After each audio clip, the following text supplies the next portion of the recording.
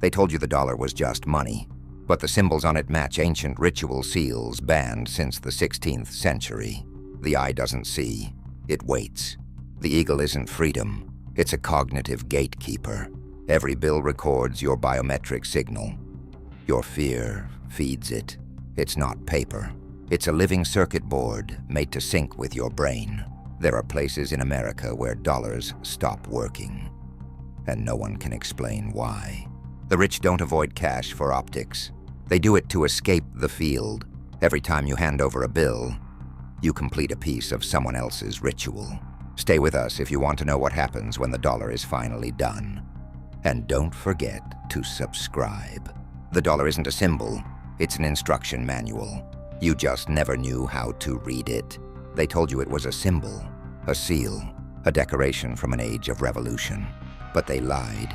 What's printed on the back of every US dollar bill is not symbolic, it's functional.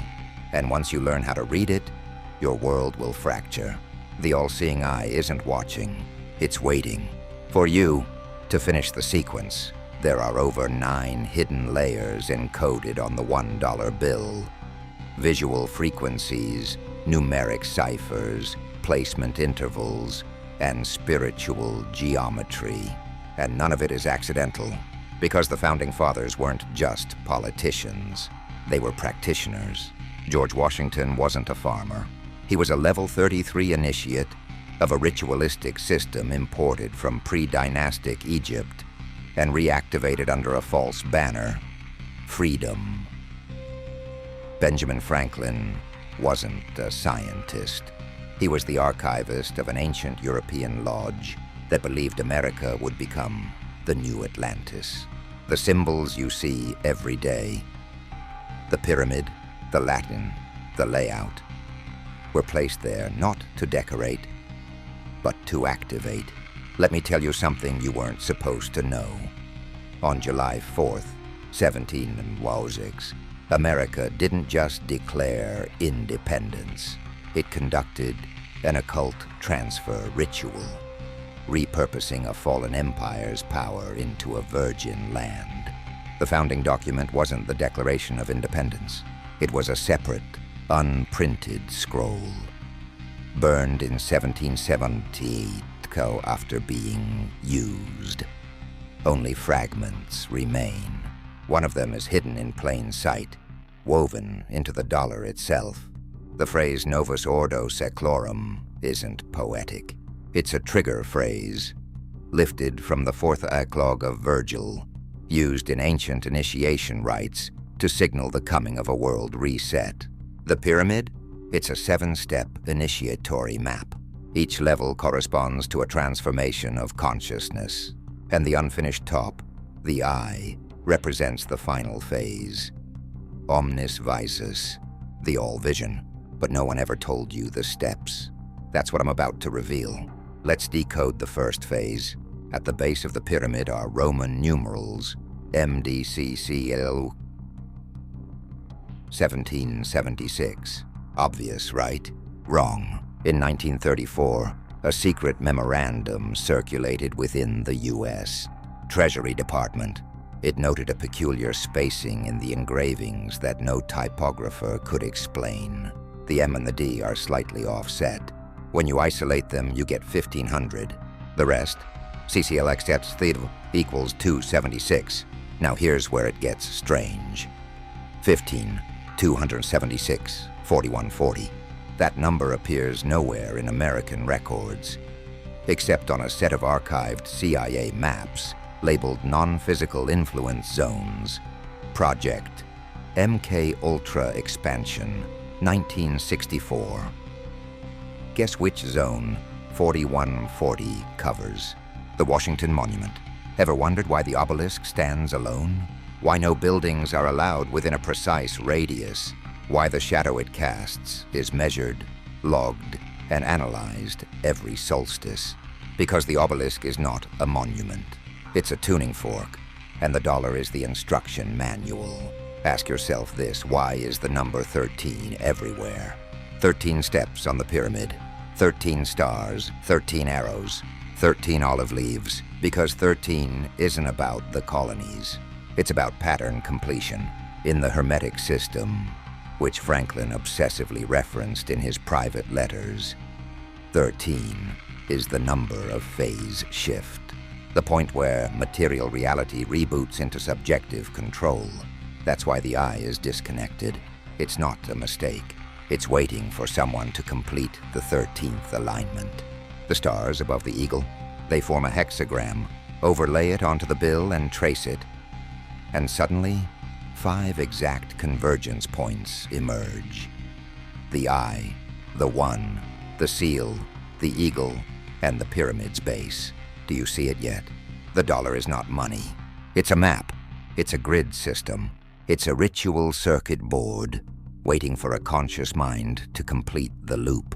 Now let's talk about sound. There's an audio pattern hidden in the layout. I'm not joking. In 2005, a researcher named David Ellington ran high-resolution scans of the dollar through a spectrographic visualizer used in military-grade acoustic analysis. What he found doesn't make sense. Every dollar bill emits a low-band resonance when placed under layered, polarized light. The paper isn't passive, it reacts. The ink contains a titanium compound patented in 1959. Code 7TCV, which amplifies electromagnetic vibrations in the 3.2 to 7.1 kilohertz range. That's within the brainwave delta spectrum. Sleep state, dream state, suggestion state. This isn't a theory. It's filed under a real research division. Cognitive Directive Integration, U.S. Treasury Subgroup, E declassified under FOIA in 2011, then reclassified in 2013. Ask yourself, why reclassify a research document on Money Inc.? Because it's not ink, it's interface tech. The dollar isn't money, it's programming, and it's been running every time you've touched a bill. Let's go deeper. The phrase, annuet keptis, sitting above the eye, has been mistranslated in textbooks for decades. They say it means, he approves our undertakings. Wrong. In archaic Latin, it translates closer to, he favors the thing which has been begun. But the real question is, who is he? Franklin's notes contain a recurring phrase written 39 times across multiple years. Lucem sequamur. We follow the light. He never clarified what the light was, but in his red leather codex, a restricted volume kept under seal in the Library Company of Philadelphia, there's a diagram. 7 concentric rings. In the center, an eye. The surrounding labels, vox, structura, motus, intentio, nexus, sacramentum, corpus, voice, structure, motion, intention, link, sacrament, body. A full ritual sequence, the exact same number of letters as annuit keptis. Coincidence? No. The dollar is not just a tool. It's a key to awaken latent functions inside your cognitive field, and you've been holding it your whole life. You want to know why they switched to plastic cards? Because the dollar was getting too active. In 1987, there were 14 independent reports from psychiatric institutions in Virginia, Ohio, and Montana, all describing similar episodes. Patients reporting visions of floating pyramids, talking eagles, and being watched by a blinking eye. All of them had one thing in common. They had handled large amounts of cash hours before symptoms began. 3 of them drew identical diagrams without ever meeting. Each sketch showed the layout of the back of the dollar, but reimagined as a circuit board. One of those patients disappeared in 1988. The file was sealed. Now let me ask you something. Do you remember the first time you held a dollar bill? That smell, that texture, that strange comfort. Why would a piece of paper trigger an emotional response? Because it wasn't paper. It was an activation object, passed hand to hand, charging, feeding, waiting for someone, you, to finish the ritual. So now you have a choice. Keep pretending it's just currency, or realize it's a ritualized artifact of mass-level cognitive architecture. Still think it's just money? Because we haven't even touched the eagle yet. The eagle on the dollar is not an American symbol. It's a guardian, and it's watching you. You've been told that the eagle represents freedom. But ask yourself, why this eagle? Why that posture? Why those items in its claws? This isn't a bald eagle in flight. It's something else. Look again. It's staring left, away from the arrows, towards the olive branch. Why? Because what it holds isn't peace and war. It's charge and discharge. This isn't a bird. It's a switch. The olive branch, 13 leaves, 13 berries, is living signal. Organic, active, left side, feminine polarity. It feeds. The arrows, 13 again, are angular, rigid, metallic. They're not weapons. They're conductors. This is an old diagram, older than America. It was lifted almost entirely from the Sigillum Dei Imeth, a 16th century ritual seal created by Dr. John Dee, court sorcerer to Queen Elizabeth I. Except in Dee's version, the bird isn't an eagle. It's called Vrelox, the sentient mechanism of binding light. According to the Enochian fragments, it's not a creature. It's a guardian function, a boundary layer in consciousness that responds to symbols, not speech. And when the Founding Fathers chose this exact design, they weren't being patriotic. They were issuing a command. Let's look at the shield on the eagle's chest. 13 vertical stripes, 6 white, 7 red. Here's the hidden pattern. White, open frequency, redly closed loop. So what you get is a 7.6 ratio field, a known numerological key in Masonic lodges for mental confinement systems. Think I'm exaggerating? In 1935, the U.S.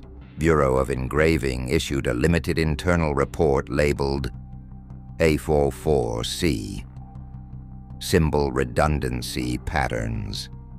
It was never made public. The report tracked the geometric ratios of national emblems, comparing them with known brainwave entrainment data.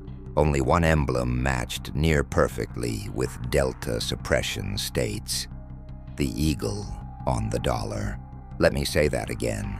The layout of this bird, with its stripes, stars, arrows, and angles, mirrors the visual frequencies known to downregulate conscious skepticism. It dulls, it numbs, it makes you compliant. That's why the eagle isn't flying. It's fixed in place, static, watching. It doesn't fly because it doesn't need to. It's already inside your mind. Now, the cloud and the stars above the eagle's head is a glowing burst, a glory surrounding 13 stars in a pattern. Textbooks say it forms the Star of David. But that's a simplification. Overlay the star pattern on a transparent grid and rotate it by 33 degrees, the Masonic master angle, and something terrifying emerges. A perfect overlay with the Kabbalistic tree of life. The eagle isn't just holding tools. It's anchored between worlds. Its feet grip dual polarities. Its chest bears a containment grid. And above its head is a cosmic gateway. They're telling you something. They've been telling you for centuries. This bird isn't watching over you. It's holding you inside. Do you want to know the most disturbing part? The entire seal on the right side, the eagle, the shield, the stars, is technically unofficial. That's right. According to Title IV of the U.S.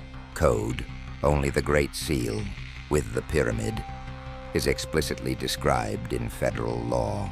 The eagle version is used, printed, displayed, but legally, it has no standing.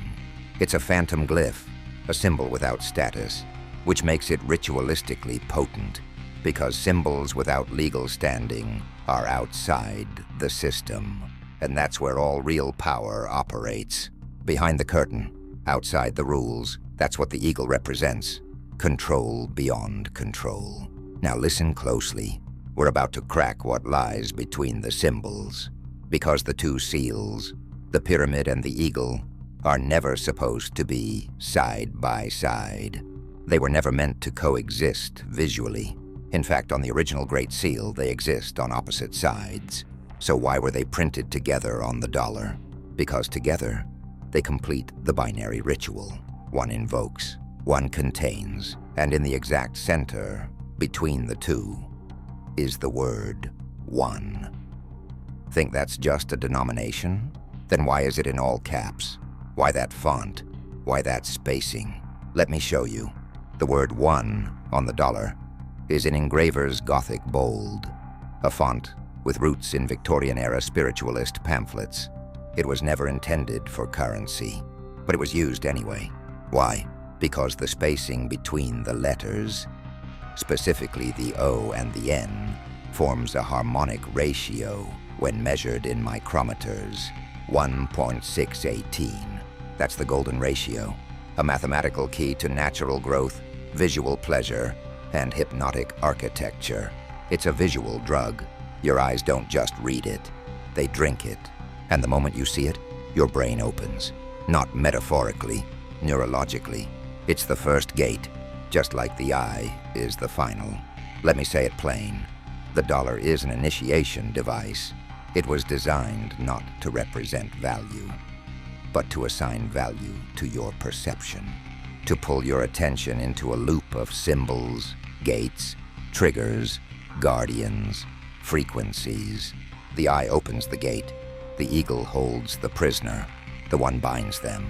And guess who's the prisoner? You. You've now seen both sides, but there's one more layer, the most hidden of all, the microprint, the invisible inscriptions, the names embedded under ink, the words that only show up under specific light or in dreams. We'll open that next. Let me know when you're ready, because once you hear what's really written on the dollar, you'll never use one the same way again. The dollar contains words that don't exist in any known language, and they react to you. Let's begin with something provable. There's microprint embedded on the dollar bill. You've probably heard this before. Most assume it's just anti-counterfeit design. They're wrong, and here's how you know. Take a magnifying glass. Look at the lower left corner of the front of any dollar, near the base of Washington's portrait. There, within the green border, you'll find tiny letters, USA 1, repeated in a loop. That's not the shocking part. Now take that same bill under UVC light, the kind used in laboratory analysis, and another layer appears. One that isn't printed in ink, but burned into the fibers. The letters shift from USA 1 to a new sequence, LVXFTI oxi, written in a repeating arc.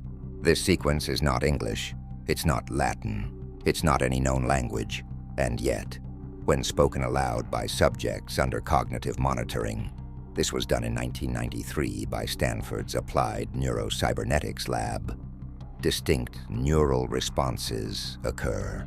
Heart rate fluctuations, pupil dilation, theta band synchronization spikes, especially on the third word, oxi. One subject, a linguist with no history of delusion, reportedly whispered, "It means open, but not a door, a membrane." He was pulled from the program 36 hours later, institutionalized. So what is this language? In the 1940s, a fringe cryptographer named Marcus Bell attempted to reverse engineer the etchings found under currency using a technique called resonant glyph scanning, a blend of linguistic patterning and wave harmonics. What he found changed him. He stopped publishing. He stopped appearing in public.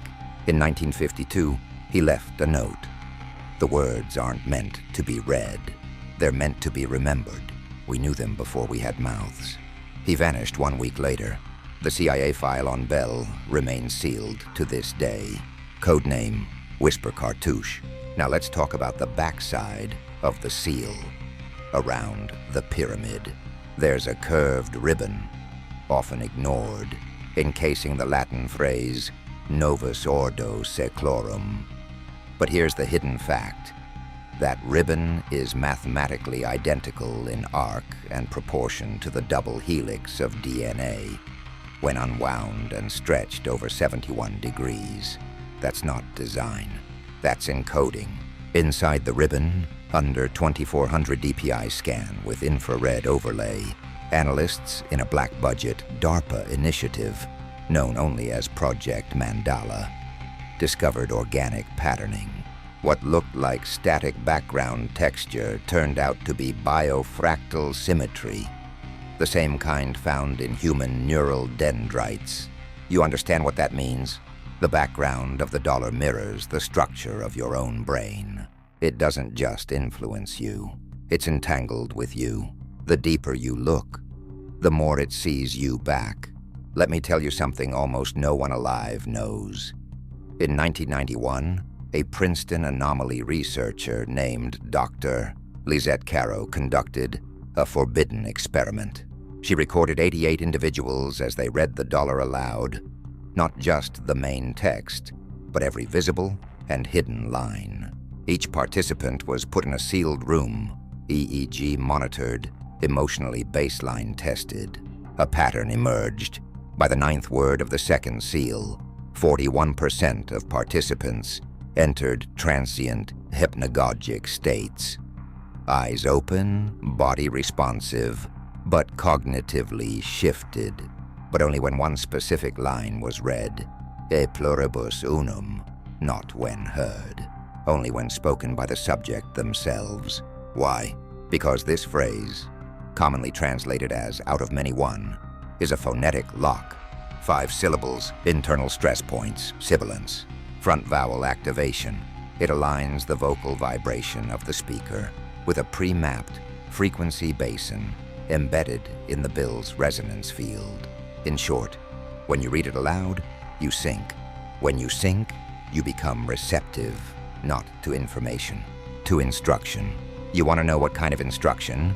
Let's go back to 1933. President Roosevelt took the U.S. off the gold standard.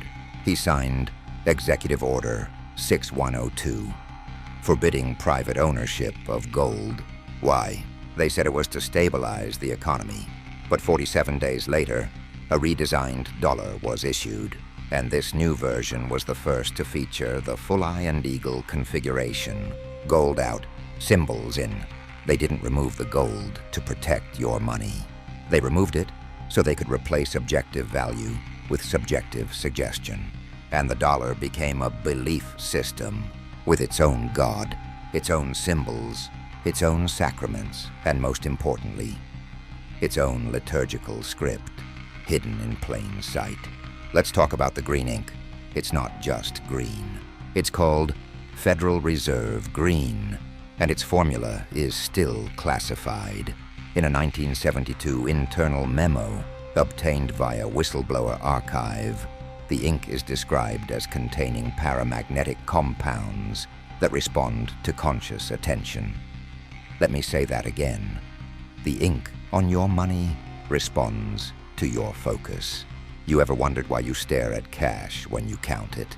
Why your brain doesn't do that with digital numbers? Because the dollar pulls you. It wants your attention. Because attention is energy, and the dollar is a harvesting tool. Final revelation of this layer. There is one hidden phrase on the bill that does not appear anywhere in government records, printing archives, or known public engravings. But it has been recorded, by accident, 3 times. Each instance was during a crisis broadcast. Moments of national trauma. The audio feeds picked up a whispered phrase beneath the broadcast, per tenebras vocari, Latin. Translation, through darkness, it is summoned. Every time this happened, millions of Americans were holding cash, panicking, tightening their grip. The dollar doesn't just function in commerce. It activates in fear, your fear, and that's when the system completes its loop. You still think it's just money? Then answer this. Why does it feel wrong to burn it? Why do you feel guilt when you tear a dollar, but not when you delete 1,000 digital ones? Because your body knows what your mind refuses to see. you've been initiated. Every transaction, a prayer. Every dollar, a sacrament. Every fold in your wallet, a ritual. The system didn't need to hide itself. It printed its face right in front of you. There are places in America where the dollar stops working. And it has nothing to do with the economy. There's a cabin in northern Utah, unmarked, isolated, surrounded by defunct power lines. It looks abandoned. Inside, every square inch of the walls is covered in pinned, folded, dissected US dollars. Each bill is annotated, marked, dated. The man who lived there, Dr. Marcus Hyland, was a former currency material analyst for the Federal Reserve. He vanished in 1984. No official search, no obituary. What he left behind was worse than any disappearance. A hand-bound notebook labeled Living Matter Hypothesis, Fed Notes, VO 1.0. One sentence, underlined in red. The bills don't work in negative zones. They die. What are negative zones? According to Hyland, these are specific geospatial areas, often within 100 meters, where the resonance field of the dollar breaks down. In these zones, cash does not behave the same. Ink fades, fibers crack, moisture is absorbed unnaturally fast, and most terrifying, serial numbers begin to blur. The US government knows. The earliest mention comes from a declassified 1956 document under the Atomic Energy Commission. Title: Currency Degradation in Post-Irradiated Fields. But none of these zones had radiation. No bombs, no chemicals, just presence, something ancient, inhospitable to currency, or rather, incompatible with its signal. Because if the dollar is alive, these are the places where it dies. You want to know where one of these zones is? Dulce, New Mexico, a known site for paranormal activity, military tunnels, and high-frequency magnetic anomalies. Tourists report cash feeling different. Locals say bills feel hot after a thunderstorm. Dogs refuse to step on dropped dollars. In one unconfirmed case from 2003, a man claimed a $20 bill whispered to him, but only while inside a 30-foot circle near Archuleta Mesa. He described the voice as flat, empty, female, repeating the word complete. Mock him all you want, but that word, complete, shows up in multiple unrelated microprint overlays analyzed by black budget labs. There's something the dollar is trying to finish. Now let's talk about the elite, the true elite. The ones who understand the dollar is not wealth, it's containment. Why do the billionaires stop using cash? Not for convenience, not for optics. Because they graduate, they ascend beyond the need for ritualized objects of containment. Holding cash keeps you inside the field, digitizing your wealth. That's invisibility. Ask yourself this: why do multi-billionaires buy gold, land, water rights, but never brag about how many dollars they have?